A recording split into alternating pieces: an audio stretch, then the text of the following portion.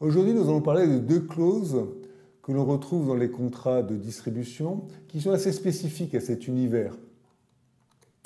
La première, c'est la clause qui porte sur la promotion des produits. Rappelez-vous, quand on a un contrat de distribution, très souvent, il est assorti d'une clause de licence de marque, de design. Et donc, le fournisseur comme le distributeur ont un intérêt commun à ce que les produits fassent l'objet de la promotion la plus importante possible. Alors, souvent, c'est réglé de façon économique entre les deux, c'est-à-dire qu'il est prévu qu'il y ait des campagnes nationales, internationales, auxquelles les distributeurs locaux pourront contribuer financièrement. Ce volet-là est assez simple à comprendre. Et il y en a un autre qui est un peu plus compliqué, que l'on retrouve dans le deuxième paragraphe de la clause que vous avez là. Nous sommes dans un contrat qui se déroule au Liban, et donc au Moyen-Orient en fait. La langue que l'on parle là-bas, c'est l'arabe, donc il va falloir traduire une partie du matériel promotionnel en arabe.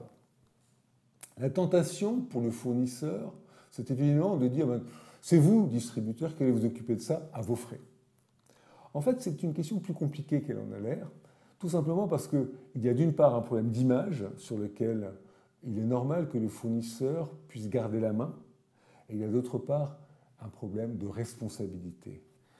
Mon conseil pour les fournisseurs, c'est de toujours garder la main sur le matériel promotionnel, même si ça leur coûte plus cher, parce que derrière la question de la promotion, il y a la question d'une part de leur image, et d'autre part la question de ce que l'on dit au client final, et donc implicitement la question de leur responsabilité vis-à-vis du client final.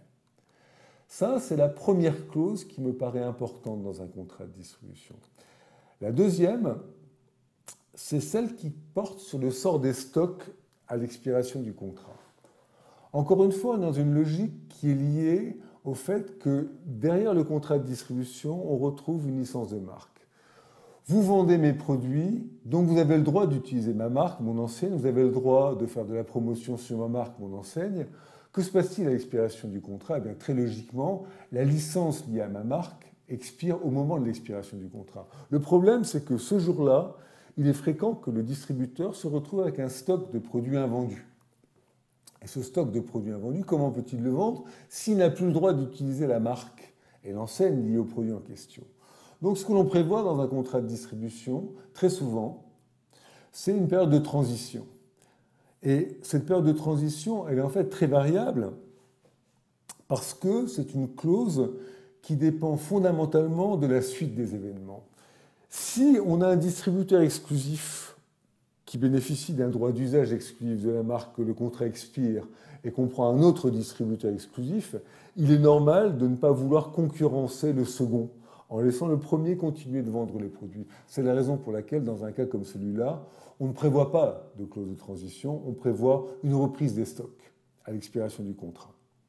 En revanche, s'il n'y a pas de distributeur exclusif qui prend le relais, il n'est pas de l'intérêt du fournisseur de reprendre le stock. Donc la façon de faire, c'est de prévoir une période de transition plutôt plus longue et de mettre une décote forte sur la reprise des produits pour introduire une incitation forte à vendre le plus de produits possible pendant la période de transition. Ça, c'est la deuxième clause importante en matière de distribution, c'est la clause liée au sort des stocks. Je vous remercie.